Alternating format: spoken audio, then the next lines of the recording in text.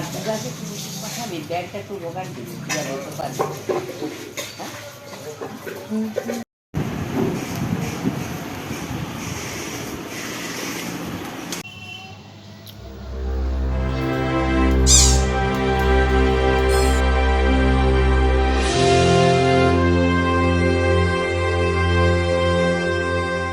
Good morning everyone, welcome back to my new blog. তো তোমরা সবাই কেমন আছো? আশা করি সবাই নতুন বছরে খুব ভালো আছো আর আমরাও ভালো আছি।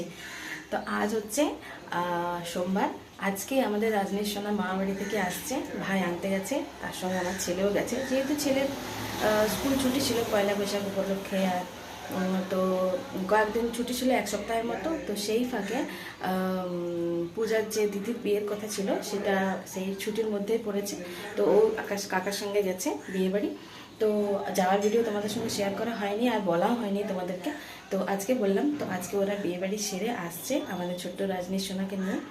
তো যাই হোক, ওরা 10টা 11টা নাগাদ পৌঁছে যাবে। তো তার জন্য আমি তড়িঘড়ি করে ঘরদোর পরিষ্কার করলাম, কাচাকাচি সব কমপ্লিট হয়ে গেছে, ঘরদোর বাগানো গোছানো সব হয়ে গেছে। এখন আমি খাবার বানাচ্ছি, গরম গরম রুটি আর আলুর দম, তার সঙ্গে একটু সয়াবিনে দেবো, কারণ মা তো আলু খাবে না, সয়াবিনটা যদি একটু খায়। তো চলো চটপট আমি রান্নাবান্না সারি, আবার দুপুরবেলায় রান্নাবান্না করতে আছে। তো আজকে সাদা মাঠা রান্না করব, বেশি আমিষ টামিষ রান্না করবো না, নিরামিষ রান্না করব। তো চলো তোমরা শুরুর থেকে শেষ অবধি পুরোটাই আমার ভিডিওটা দেখো, আশা করি তোমাদের আজকের ভিডিও খুব ভালো লাগবে। তো চলো এখনকার মতো টাটা, চটপট আমি খাবার দাবার করি। তো সকালের জলখাবার বানানো কমপ্লিট। এখানে আছে গরম গরম রুটি, এখানে আছে বেগুনি, আর তার সঙ্গে আলুর চপও আছে, এই যে তোমাদের দাদাভাই নিয়ে চলে এসছে। আর এখানে আছে সয়াবিন দিয়ে আলু দিয়ে তরকারি। ওই যে বললাম মা আলু খাবেন না, তাই মায়ের জন্য অল্প পরিমাণে সয়াবিন দিয়েছি। আর এই যে ঝাল ঝাল করে আলুর দম বানিয়েছি। আর এই যে দেখো আমার দুষ্টু সোনা দাঁত ভেঙে কেমন লাগছে দেখো। আমার দাঁত দেখো, দেখা যায়। দেখি হ্যাঁ করো।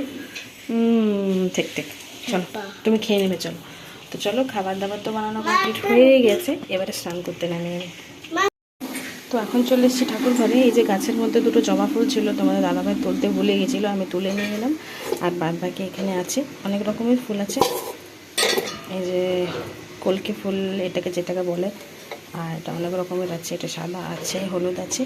আর বাদ বাকি এখানে গোপাল সোনাকে স্নান করানো হয়ে গেছে, তোমার দাদাভাই গোপালকে বস্ত্র পরাচ্ছে। আর বাকি ঠাকুরগুলোকেও পুজো দেওয়া হয়ে গেছে। তবে একটা ভুল হয়েছে, এখানে লক্ষ্মী ঠাকুরের ফুলগুলো তোলা হয়নি, চলো এগুলো তুলে দিই। তো গোপাল সোনার স্নান টান কমপ্লিট। এই যে গোপাল সোনা বস্ত্র পরে একদম রেডি হয়ে আছে, আর বাকি পুজোটা সারা হয়ে গেছে। এবার গোপাল সোনাকে ফুল তুলসী পাতা দিলেই আমার পুজো কমপ্লিট হয়ে যাবে। তো যাই হোক, এই যে গোপাল সোনার খাটটা কেমন হয়েছে বন্ধুরা অবশ্যই কমেন্টে জানিও। এবারে খাটটা কিন্তু অনেক বড়। আমি যখন স্নান করতে গেলাম তখন এই যে মসুরির ডাল সেদ্ধ করতে দিয়ে গেছি, এখন হয়ে গেছে, ডালটা গলে গেছে একদম। তো এটা আমি এখন ছকে নেব। আর তো নিরামিষ রান্না করছি, তাই এমনি জিরে কাঁচা লঙ্কা দিয়ে ছকবো। তো চলো এটা বন্ধ করে দিই এখন। কেউ বলবে আমাকে দেখে যে আমি স্নান করে এসেছি, এ দেখো ঘেমে নিয়ে একাকার অবস্থা। ওই যে পুজো দিচ্ছিলাম, তোমার দাদাভাই পুজো দিচ্ছে, তার সঙ্গেও আমি গেলাম একটু ঠাকুরকে ফুল জল দেওয়ার জন্য। তার পুরো ঘেমে নিয়ে একাকার অবস্থা। মাথায় স্নান করেছি, ভাবছি মাথার চুলগুলো কী করে খুলে রাখবো। তো চলো, তোমার দাদাভাই এখন যাবে ওদেরকে আনার জন্য স্টেশনে। ভাই বলেছে আমি ফোন করবো, যদি ফোন করি তাহলে আসবি, নাহলে আসার দরকার নেই, কারণ অনেকগুলো লাগেজ আছে, যেহেতু পূজা গেছে আগে বাবুকে নিয়ে, তো ওর সঙ্গে 2-3টে ব্যাগ আছে, আমার ভাই গেছে, তো তার সঙ্গে আরও 2 কি 3টে ব্যাগ হয়েছে, তো অনেকগুলো যেহেতু লগেজ আছে। আর ট্রেনটা এমন না মানে দাঁড়াচ্ছে আর 1 সেকেন্ডও দাঁড়াচ্ছে না, ছেড়ে দিচ্ছে। তাই তোমার দাদাভাই যাবে এখন। তো ওই যে ওর এখনো পুজো কমপ্লিট হয়নি, এখন কীর্তন করছে। তো যাই হোক চলো, আমি আগে মাথার চুলটা আগে ভালো করে মুছে নিই, চুল টুল আঁচড়ে নিই, সিঁদুর পরে হয়ে গেছে। তো চলো ওই ডালটা এখন বন্ধ করে দিই। এখানে আমি অড়হর ডাল ভিজতে দিয়ে দিয়েছি। তোমাদের দাদাভাই আর মা যেহেতু মুসুরির ডাল খাবে না, তো ওদের জন্য করব, ভিজতে দেওয়া হচ্ছে, ভিজতে দিলে তাড়াতাড়ি রান্না হয়ে যায়। আর এখানে পটলটা কেটে রেখেছি, এটা কারণ রাত্রেবেলায় তরকারি করব। একবারে যেহেতু সবজিটা কেনা হয়েছিল তো কাটাও হয়ে গেছে, তাহলে আর কাটাকাটি ঝামেলা করতে হবে না। পটল আর আলু, যেহেতু অনেকজন মেম্বার তাই অনেকটা পরিমাণে পটল নেওয়া হয়ে যায়। আর পটলগুলো বেশ কচি কচি আজকে, এই দেখো একদম কচি আছে। আর এই যে যদি কচি কচি জিনিস হয় না, যে কোনো সবজি বলো, তো খেতে আলাদাই টেস্ট লাগে। আর এটার ভেতরে যে বীজগুলো থাকে সেগুলো খেতে একদম জঘন্য লাগে। যদি পাকা পাকা পটল হয় না তো একদম তরকারিটা খেতে একদম বাজে লাগে। আর পটলের তরকারি নিরামিষ কি আমিষ বলো, সব কিছুই খেতে ভালো লাগে। তো আমাদের বাড়িতে যেহেতু নিরামিষটা বেশি হয়, তাই এটা আচ্ছাটি করে আদা জিরে কাঁচা লঙ্কা দিয়ে রান্না করবো রাত্রিবেলাতে। আর এখানে আছে তোমার কাল্লা কাটা হয়েছে। এটা আমি নুন হলুদ মাখিয়ে রেখেছি, এটা ছাঁকবো তেলে, কারণ ভাজাটা অনেক সময় খেতে চায় না। এটা ছাঁকবো তেল দিয়ে। তেলের ছাঁকাটা খেতে মানে তেতোটা বেশি লাগবে না, আর খেতেও বেশ টেস্টি লাগে। আর এখানে ঝিঙে আলু কাটা হয়েছে, ঝিঙে আলু দিয়ে পোস্ত বানাবো। তো তাই সব কাটাকাটি কমপ্লিট হয়ে গেছে। চলো এবার চটপট রান্নাটা সেরে ফেলি।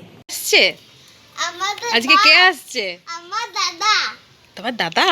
ওই জন্য তুমি এখানে ওয়েট করছো? হ্যাঁ। তো এখনো তো আসেনি টোটো। টোটো তো ওরা ওরা স্টেশনে নেমে পড়েছে বন্ধুরা। আর যেহেতু নেমে পড়েছে আর তোমার দাদা ভাইয়ের দরকার হয়নি, তাই ওকে ফোনও করেনি। তো টোটোতে চেপে গেছে ওরা। তো ওরা আসছে, তাই আমার মেয়ে এখানে ওয়েট করছে। দেখো অধৈর্য হয়ে গেছে, কখন ভাই আসবে আর কখন ভাই আসবে। দাদা। তো আমার মেয়ে বাইরে দাঁড়িয়ে থাকতে থাকতে হঠাৎ করে এসে বলে, মা দাদাভাই চলে এসছে। তো এই যে দেখো আমার ছেলে হাতে 3-4টে ক্যারি ব্যাগ নিয়ে আছে, ওর মধ্যে জুতো আছে, কয়েকটা টি শার্ট আছে যেগুলো ও পরেছিল।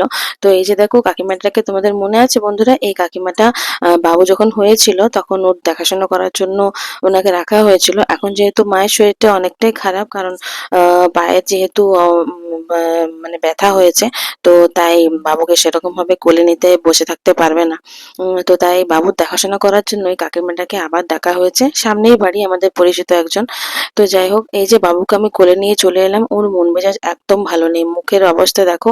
ও ওখানে মামা বাড়িতে আমাদের কাউকে দেখতে পায়নি, প্লাস ওর শরীরটাও খারাপ। অনেক দূর জার্নি, ওর মামা বাড়ি অনেকটাই দূর। তাই ওর মুখ চোখ একদম দেখে মনে হচ্ছে যেন কিচ্ছু খায়নি, মন খারাপ, শরীর খারাপ। আর হ্যাঁ বন্ধুরা, ওর শরীরটা খুবই খারাপ, পেটের অসুখ ধরা পড়েছে। মানে পেটে ব্যথা না কি, মানে প্রচন্ড পরিমাণে ওর পেটের প্রবলেম ধরা পড়েছে। তো তাই মুখ চোখের অবস্থা খুবই খারাপ, প্লাস অনেক সকাল উঠেছে। তো আর এখানে অনলাইনে আমার মেয়ের জন্য একটা জিনিস এসেছে, চলো তোমার সঙ্গে শেয়ার করি। তোমার ড্রেস এসেছে, খুলে আনবক্সিং করো। হ্যাঁ। হাজল চাই কাটছি লাগ। হাতে রে খুলতে হবে। তাড়াতাড়ি আমার খুলবে।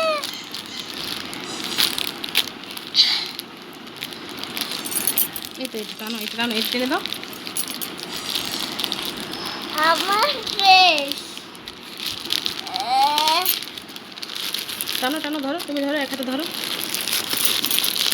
তো বন্ধুরা, আমার মেয়ে অনলাইন থেকে এই কালকে সকালেই বোধহয়, কালকে সকালবেলা একটা অনলাইন থেকে ড্রেস অর্ডার করেছিল। তো দেখি কেমন এসছে ড্রেসটা। খোলো খোলো, টানো, এটা টানো, সাদাটা টানো, সাদা প্যাকেটে টানো, তুমি নিচ দিকে টানো, আমি উপর থেকে খুলে দিচ্ছি।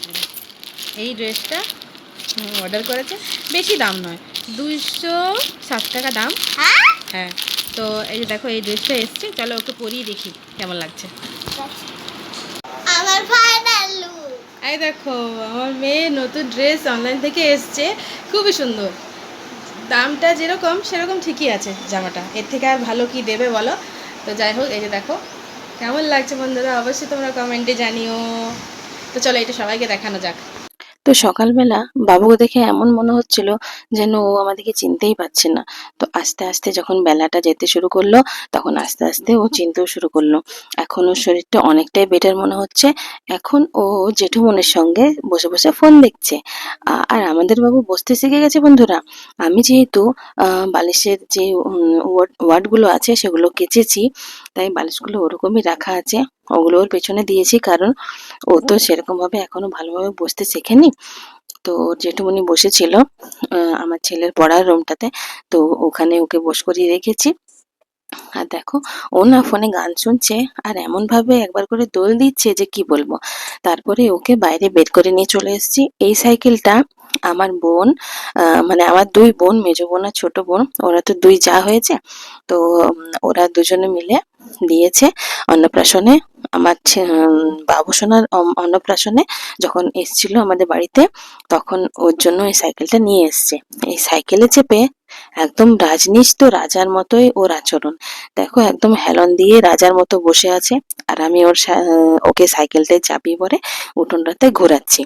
যেহেতু ওয়েদারটা একটু ভালো ছিল, তাই উঠোনেই ঘোরাচ্ছি। আর একটু পরেই ঘরে ঢোকাবো, কারণ মানে গরমটা তো লাগছে। তো তাই ভাবলাম যে একটু উঠোনে ঘোরাই। আর একটু পরেই তো সন্ধ্যের জন্য হয়ে যাবে। মা চেয়ারে বসে আছে উঠোনে, ঠিক কথাই, কিন্তু বেশিক্ষণ বসে থাকতে পারবে না। তো এবারে দেখছি যে একটু একটু ঘেমে গেছে, তাই ওকে সাইকেল সহ ঘরের মধ্যে নিয়ে চলে এসেছি। ওর একবার কায়দা দেখো, আদব কায়দাগুলো দেখলে না এত হাসি পাবে। এই যে হ্যান্ডেলটা আছে না, ওটা প্লাস্টিকে মোড়া আছে, সেই প্লাস্টিকটা ছিঁড়ে বলছে আমি মুখের মধ্যে ঢুকাবো। মানে যা পারবে ও মানে টেনে মুখে ঢুকিয়ে নেবে। আর পাটা কোথায় তুলেছে দেখো, যেহেতু ছোট, প্যাডেল অব্দি ওর হাত মানে পা লাগা যায় না, তো পাটা তুলেছে দেখো। আর ওকে আমি সাইকেলটায় করে ঘোরাচ্ছি। মানে এই সাইকেলটার ক্যাপাসিটিটা এত ভালো লেগেছে আমার। এই সাইকেলটা ওর অনেক বড় অব্দি ও চালাতে পারবে। আর পেছনে হ্যান্ডেল আছে, একজন ধরে থাকবে, আর ও সমানে ঘুরতে থাকবে। তো যাই হোক, চলো বন্ধুরা, সন্ধে একটু পরেই হয়ে যাবে। তো একটু খাওয়া দাওয়া করে একটু শুয়েছিলাম। তো সন্ধে হয়ে এসেছে। আমি চলে এসেছি ঠাকুর ঘরে, সন্ধেবাতি জেলে দিচ্ছি গোপাল সোনার কাছে। আর আজকে না মানে এত মাথা ব্যথা করছে আমার। মানে একটু শুয়েছিলাম, শুয়ে উঠতে উঠতে দেখছি সন্ধে হয়ে গেছে, সেরকম ভাবে ঘুমটাও হয়নি। তো প্রচন্ড জোরে মাথা ব্যথা করছে। আর বাবু এখনো নামেনি নিচে, ও ওপরে ঘুমোচ্ছে। তো চটপট খাবার দাবার করে একটু ভাবছি শোবো। তো এই যে দেখো আমার মেয়ের কাণ্ড, অনেকদিন ধরে তো ভাইকে দেখেনি, ভাইকে কোলে নিয়ে বসে আছে। আর ভাই যেন আমাদেরকে চিনতেই পারছে না। ওর মুখ চোখের এক্সপ্রেশন দেখে আমার এত খারাপ লাগছে। এত হাসি ফুর্তিতে ভরা বাচ্চাটা, হঠাৎ করে ওর কি হলো? আসলে ওর শরীরটা অত ভালো নেই। আমাদের বড়দেরই যদি শরীর খারাপ থাকে, আমরা বড়রাই সেরকম ভাবে ফুর্তিতে থাকতে পারি না। তো এই যে কোলে নেওয়া হয়ে গেছে, আমার ছেলে আমার পাশে শুয়েছে। ওই যে বললাম আমার প্রচন্ড জোরে মাথা ব্যথা করছে, অনেক সকাল যেহেতু উঠেছি, তো তাই কাজকর্মের মধ্যে দিয়ে সারাদিনটা গেল। আর এত মাথা ব্যথা করছে, তাই সেরকম ভাবে শোয়া মানে মানে ঘুমটা হয়নি আর কি। তো আমি এই যে বাবুকে পাশে শুয়ে আমি একবার করে চোখটা বুজছি, আর একবার করে ওর সঙ্গে কথা বলছি। ওর সঙ্গে আবার কথা না বললে ও আবার রেগে যায়, প্রচন্ড জোরে চিৎকার করতে থাকে, প্লাস শরীরটাও খারাপ আছে। তো আমার পাশে শুয়ে আছে। আমার এত ঘুম পাচ্ছে যে ওর সঙ্গে কথা কি বলবো, ওর সঙ্গে কি খেলবো, আমি চোখটাই বন্ধ হয়ে আসছে বারবার ধরে। আর ওই যে দেখো ও আমার মুখের দিকে তাকাচ্ছে, আর একবার করে মুখে হাত বোলাচ্ছে। আর যে দেখো আমার ছেলের কাণ্ড দেখো, ওর কাকাই ওকে একটা মিষ্টি দিয়েছে, সেটা খেতে খেতে অর্ধেকটা বাটিটা রেখে দিয়েছে বিছানার মধ্যে। যদি ভাইয়ের পায়ে লেগে উল্টে যায়, তাহলে একদম বিছানাপত্র আবার আমাকে চাদর টাদর সব তুলে আবার বাগাতে হবে। অবস্থা খারাপ, একেই মাথা যন্ত্রণা করছে, তারপর বাচ্চাগুলোর কাণ্ড কারখানা দেখলে একদম মাথা খারাপ হয়ে যাবে। তো যাই হোক, ও কাঁদছে, ওর মায়ের কাছে এবারে দিয়ে আসতে হবে। তোমার দাদা ভাইয়ের কাণ্ড দেখলে মানে আমার ভালো লাগে না। এত রাত হলো ও এখনো পর্যন্ত আসেনি, এসে আবার বলবে আমার জন্য এটা করে দাও, ওটা করে দাও, ওটা করে দাও। ভালো লাগে বলো তো? আর এই যে দেখো যেটা বললাম সেটাই, খাবার দাবার হয়েছে, তরি তরকারি সবই হয়েছে। তোমার দাদা ভাই আবার এখন রাত্রে 11টা বাজে, বলছে যে আমার জন্য বেগুনি করে দাও। বেগুনি ছাড়া ও তো চলেই না। তো চলো, এই যে বেসন ফেটিয়ে নিয়েছি, আর বেগুন কেটেও নিয়ে চলে এসেছি। বেগুন হাতে করে নিয়ে এসছে ও, এত রাত্রিবেলাতে না করে দিলে হয় বলো তো? তো চলো ওর জন্য বেগুনি করে নিই, ও আরামসে খেতে থাকুক। আর আজকে আমার ভিডিও তোমাদের কেমন লাগলো অবশ্যই কমেন্টে জানিও বন্ধুরা। আর তোমরা এরকম ভাবে কে কে নিজেদের হাজবেন্ডের জন্য করে থাকো মানে অর্ধেক রাত্রিরে, সেটাও কমেন্টে জানিও। তো চলো আজকের মতো ভিডিওটা এখানেই এন্ড করছি। তোমাদের সঙ্গে দেখা হচ্ছে নেক্সট ব্লগে। আর হ্যাঁ বন্ধুরা, এখন পর্যন্ত আমিও কিন্তু খাইনি। আমিও ওর আশীর্বাদে থাকি যে দুপুরেও খাই ওর সঙ্গে আর রাত্রেও খাই। চলো বন্ধুরা, টাটা, গুড নাইট, দেখা হচ্ছে নেক্সট ভিডিওতে।